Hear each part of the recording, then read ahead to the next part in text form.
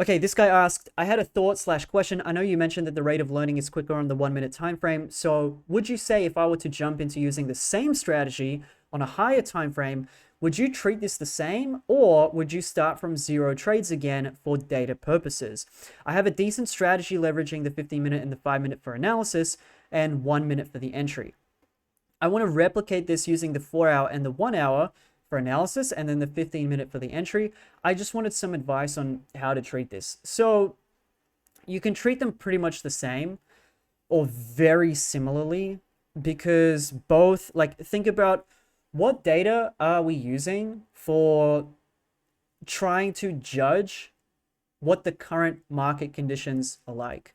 As in, okay, what I mean by this is, if you see price action like this and you see volume that is like this and price comes into the resistance, I personally would go and bet on a reversal, right?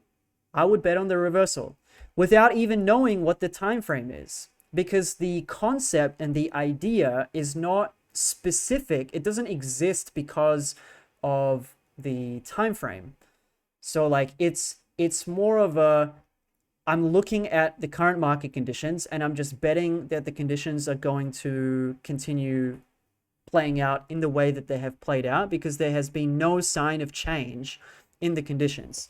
So it's a bet on the market conditions. It's not so much a bet on something specific that is happening on a specific time frame. So for that reason, I would treat them pretty much the same.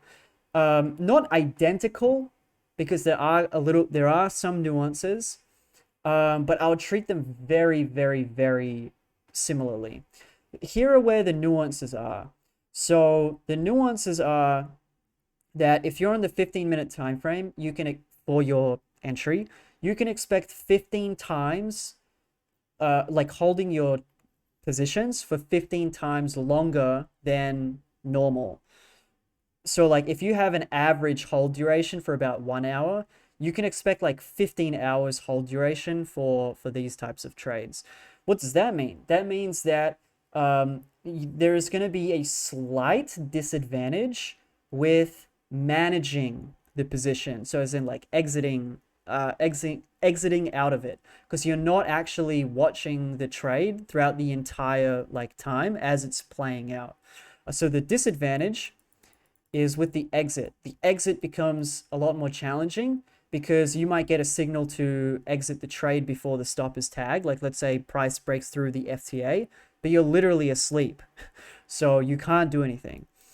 But to compensate for the exit being harder, at least your entry becomes easier because you have so much more time to make a decision on whether you do or don't want to enter the trade.